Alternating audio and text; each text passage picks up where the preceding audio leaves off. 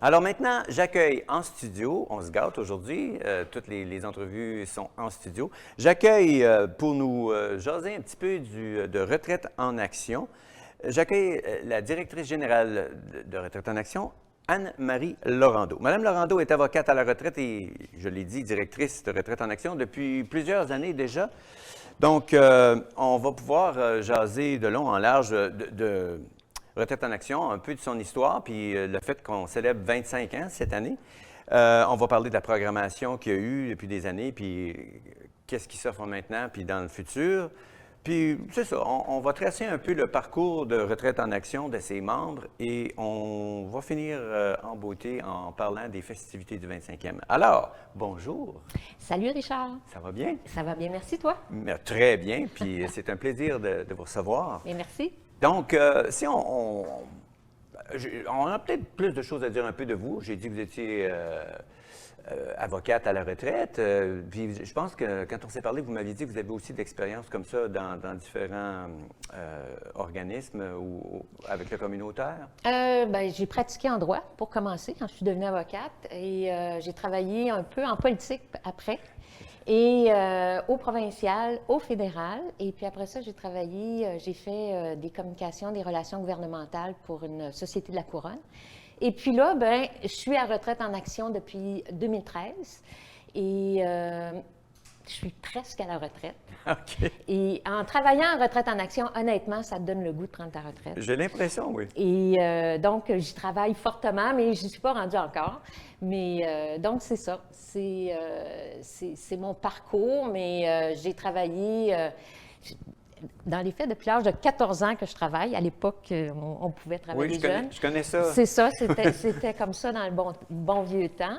Et toutes les expériences de travail que j'ai eues me profitent à Retraite en action. C'est un peu amusant, mais on fait de tout à Retraite en action. Effectivement. Puis l'expérience qu'on acquiert, de toute façon, dans la vie, par les emplois qu'on occupe, c'est bon que ça bâtisse qui on est, puis que ça nous serve plus tard. Fait que Absolument. je vous entends très bien.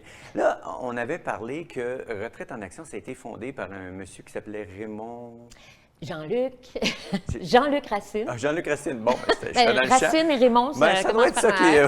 C'est correct. Mais j'ai adoré les circonstances dans lesquelles il a fondé Retraite en action. Pouvez-vous nous en dire un peu plus long? Oui, absolument. Alors, Jean-Luc, lui, il est spécialisé en gérontologie et c'est en discutant avec sa mère qui devait prendre sa retraite. Et l'idée lui est venue d'avoir une organisation où sa mère pourrait faire toutes sortes d'activités, puisqu'elle aurait le temps, elle est à la retraite. Alors, c'est comme ça que l'idée a germé. Et tranquillement, pas vite, il a fait des test groups, il en a parlé, et à un moment donné, il a fondé Retraite en action. Les lettres patentes nous donnent 1996, et en mai 97 a été la première programmation à Retraite en action. D'où notre 25e anniversaire cette année. Et donc, ça a commencé par le membre numéro 1, numéro 2, numéro 3. Ça a commencé par le commencement. J'imagine qu'au début, il n'y avait pas beaucoup de membres et donc moins d'activités. Bien, moins d'activités. Puis aussi, il a trouvé un groupe, c'était surtout des enseignants qui prenaient leur retraite, des directeurs, des directrices d'école. Et donc, c'est un petit groupe qui s'est formé tranquillement, pas vite. Et puis le point central de Retraite en action, c'est la devise, pour ses membres, par ses membres. Et c'est pas juste de dire on a une devise, c'est vraiment, on l'applique et dans toutes les facettes de l'organisation. Alors, ce sont les membres qui suggèrent des activités pour les membres, par ses membres. Et c'est ça qui fait que la programmation est riche et variée et les gens participent. On a entendu Nicole tantôt là, parler de vélo avec empressement puis intérêt. Bien, c'est ça, Retraite en action. Les membres sont intéressés par des activités, ils les proposent, ils participent, ils les organisent. C'est ça, ils les mènent, les activités. Ils là. les mènent. Oui, absolument. Peut-être pour venir un expert de l'extérieur, c'est que les gens se prennent en main, puis sont appuyés par d'autres qui ont des intérêts communs. C'est ça, ils se mettent en groupe. Nous, à Retraite en action, présentement, on est 4 employés et on a 1100 membres. Et notre programmation, avant la pandémie, là, ça tenait dans un fascicule de 100 pages. Alors, c'est sûr que ce n'est pas les employés qui pouvaient faire toutes les activités. Le vélo, par exemple, Bien, vous allez me dire, ils sont partis où aujourd'hui? J'en ai aucune idée. C'est eux autres qui décident, pas moi, là. C'est ça. C'est pas une garderie. C'est pas une garderie, oh non, absolument pas. Et ce qui est intéressant, c'est qu'effectivement, un membre de Retraite en Action peut développer des intérêts ou peut dire, bien moi, je peux donner une conférence sur tel sujet ou j'aimerais faire telle chose, je l'organise. Nous, on est là pour les aider à l'organisation et ça part. Mais là, vous nous amenez sur un beau terrain là, au niveau de la programmation. Parce que, tu sais, là, on a vu, bon, le vélo, on a tendance à parler, tu sais, en action, donc d'activités sportives, récréatives, mais il n'y a pas que ça dans le récréatif. On peut faire des activités, disons, plus intellectuelles. Oui, on a pour tous les goûts. On a, par exemple, café littéraire, café des beaux parleurs, le club coup d'œil, ça c'est la photo. On a une activité qui s'appelle écrire. C'est vraiment juste un atelier où les gens arrivent avec une feuille blanche et il y a quelqu'un qui donne des thèmes, qui fait changer l'écriture. Donc, c'est absolument varié. On a un club informatique. OK. On a un club de bridge.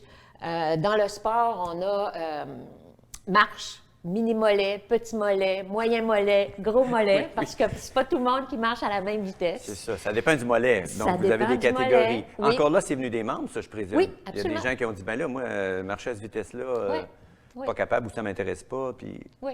Comme là, présentement, il est 9h30, là. Bien là, nous, là, ici, ce matin, on a de la concurrence. Moi, j'ai une gang tous les matins de 9 à 10 heures qui font des exercices physiques en ligne. Oh boy! Okay. Force et endurance, Eccentrix et cardio quelque chose, je ne me souviens plus. Alors, tous les matins, du lundi au vendredi, ils se branchent sur leur télé, pas leur télé, pardon, leur ordinateur, et ils font leurs exercices. Après ça, ils sautent dans la douche, puis après ça, ils peuvent faire ce qu'ils veulent.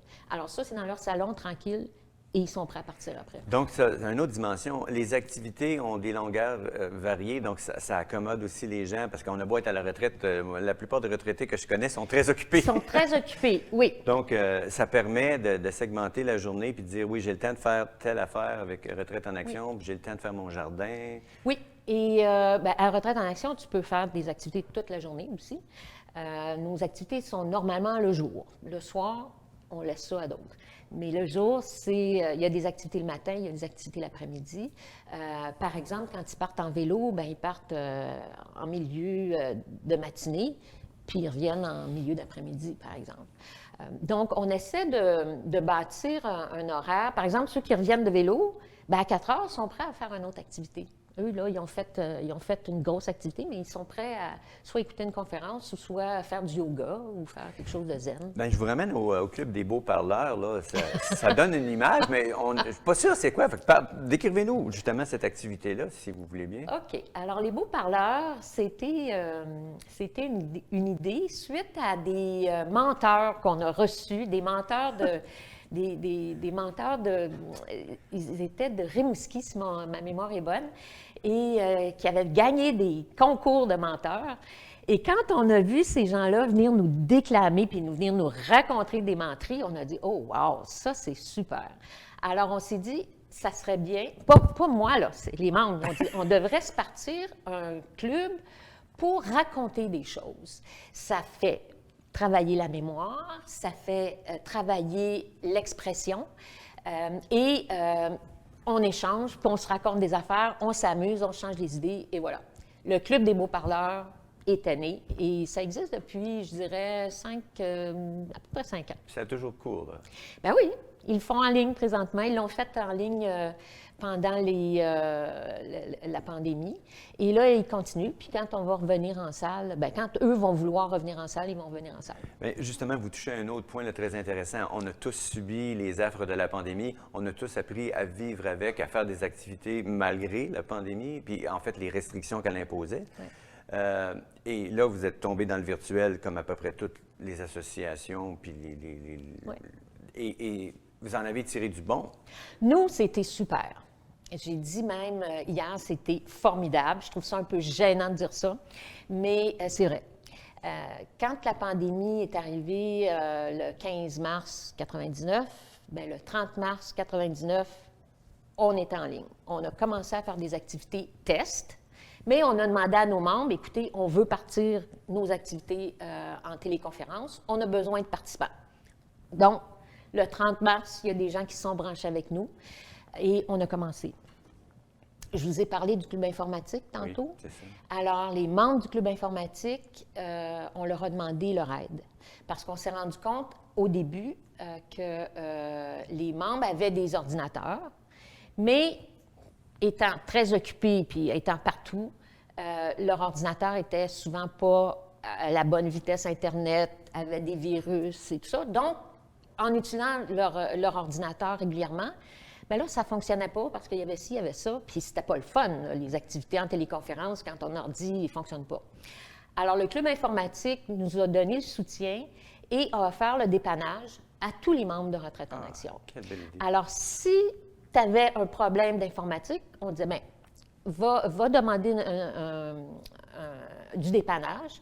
Et nous, avec une subvention de la Ville d'Ottawa, on a été capable d'acheter, pas d'acheter, mais de louer un logiciel pour permettre à mes gens du club d'informatique d'entrer dans ton ordinateur et de voir un contrôle à distance. Exactement. Effectivement.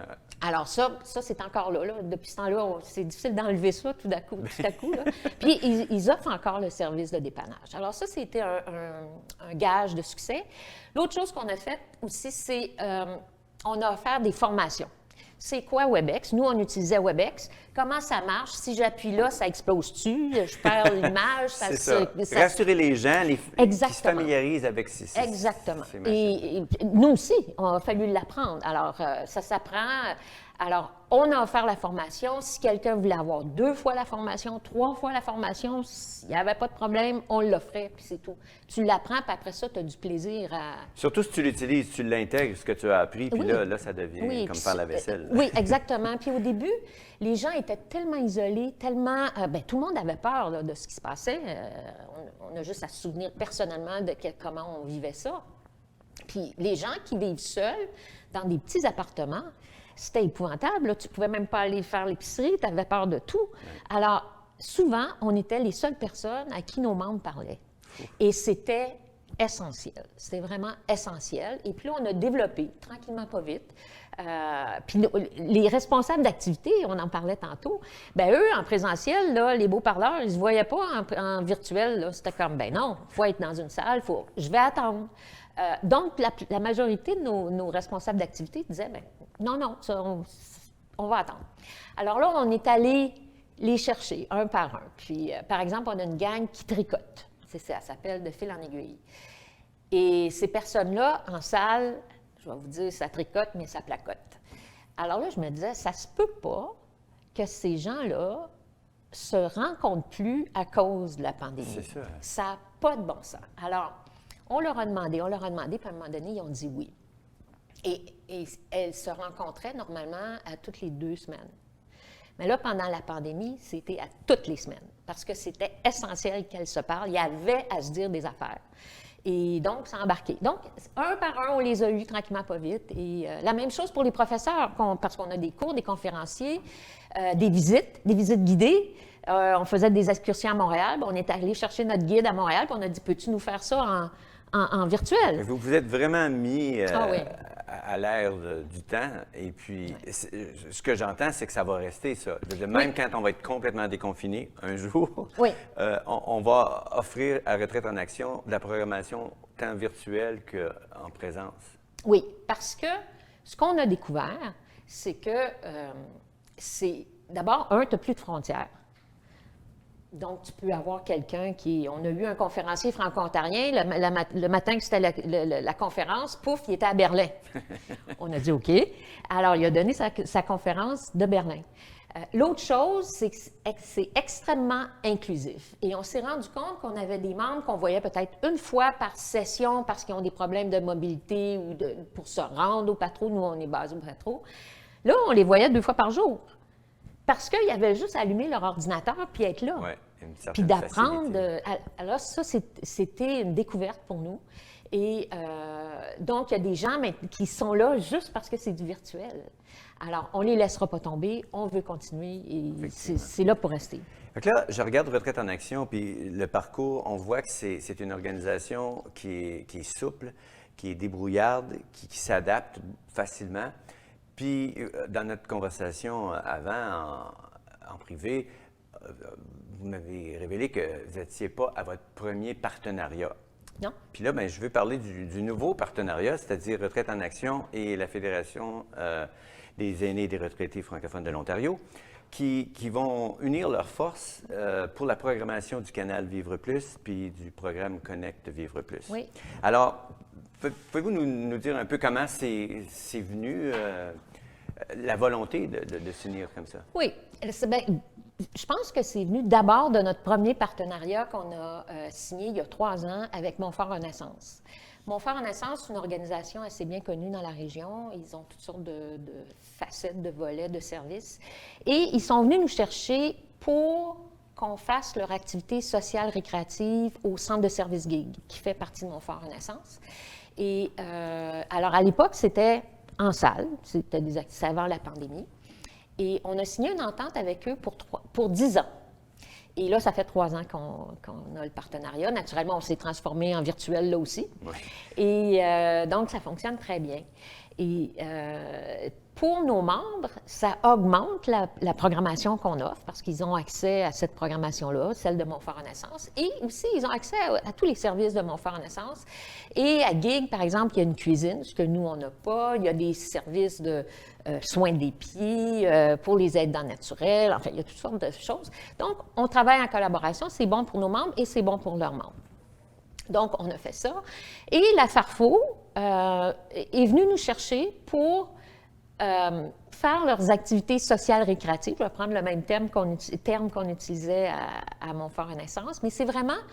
et nous, ce que ça nous dit, c'est que ça reconnaît notre expertise, ça reconnaît notre savoir-faire de faire des activités pour les aînés, les retraités, et effectivement, on met la même recette secrète qu'on a à Retraite en Action. On l'a utilisée à Montfort Renaissance, puis on va le faire aussi à la Farfo. Parce que, puis notre recette secrète, c'est pas compliqué, c'est pour ses membres, par ses membres. Qu'est-ce que tu as le goût de faire? Qu'est-ce que tu as envie de faire? As-tu le goût, toi, de te réussir? C'est tout le temps la même. Donc, la programmation, par exemple, du canal Vivre Plus va beaucoup venir des désirs, des souhaits des membres, puis ça va impliquer plus les membres, peut-être, dans la programmation? Ça devrait, normalement, oui, parce que c'est comme ça qu'on fonctionne. On va le découvrir avec vous, on va l'aménager ensemble parce que pour nous, c'est important de le faire en consensus. C'est comme ça qu'on travaille. Effectivement. Alors c'est ça. Bien, écoutez, j'espère que aussi, puis je sais que je parle au nom de toute l'équipe, que le rendez-vous du matin, s'il demeure dans les plans de cette nouvelle association, de ce nouveau partenariat, ça serait vraiment génial de pouvoir couvrir des activités qui sont offertes, entre autres. Parce que juste à en parler, déjà, moi, j'ai des étoiles dans les yeux. J'imagine de pouvoir être là, puis de faire le making-of de certaines activités, de montrer les résultats. Ça pourrait être quelque chose qui va donner le goût à encore plus de gens de venir s'impliquer, puis de participer, puis d'amener des idées. Absolument. Puis je dirais aussi, on n'a pas parlé de nos pairs, parce que nous, on est un centre de vie active, mais on est 5 centres de vie active dans la région d'Ottawa, francophones. Oui. Je ne parle pas des anglophones, mais les francophones. Et chacun, on a nos spécialités. Par exemple, le centre Pauline Charon, eux, sont forts dans le théâtre. Donc, c'est une facette que les autres ne couvrent pas. Il y a le MIFO avec le centre Séraphin Marion. Il y a, vous avez rencontré Jacqueline Noiseux avec le RAFO. On a tous nos spécialités et ça serait intéressant vraiment, effectivement, de mousser ça. Puis de rallier tout rallier tout ça, oui. C'est ça. Bien, je vais prendre, parce qu'il nous reste moins de temps que j'aurais aimé, je vais vous amener justement, vous énumériez des partenaires potentiels. La Maison de la francophonie, là, vous allez faire quelque chose avec eux autres parce que vous avez quelque chose de grand à fêter. Oui, on est là à la Maison de la francophonie dans l'Ouest, c'est vrai, avec le Centre Soleil. Et puis là, la Maison de la francophonie a accepté de faire la fête de la Saint-Jean-Baptiste à la Maison de la francophonie. Donc, ça touche beaucoup les francophones de l'Ouest. Et c'est inclusif aussi, c'est pas juste les aînés, parce que la Maison de la francophonie a toutes sortes de services qui couvrent la société francophone. Alors, on va être tous ensemble, c'est le 24 de juin. 24 juin, Le donc la vendredi, Saint-Jean. la Saint-Jean, on va faire un barbecue. Il va y avoir les Fils du Diable qui vont être là pour la musique. Et ça va être une fête, honnêtement. C'est tout ce que je peux dire pour l'instant parce qu'on est en train de la préparer, mais c'est vraiment un rendez-vous. Et puis, ça serait super que vous soyez là. Ah, l'invitation est acceptée. Parfait. Puis on salue tout le monde de la Maison de la francophonie en même temps. Donc, le 24 juin, barbecue, musique et c'est intergénérationnel. Oui, donc, et c'est gratuit. Et c'est gratuit, ne l'oublions pas. Alors, merci beaucoup, beaucoup de cet entretien. C'était vraiment un plaisir de vous rencontrer. Bien, ça m'a fait plaisir. Merci de l'invitation. À bientôt. Oui, absolument.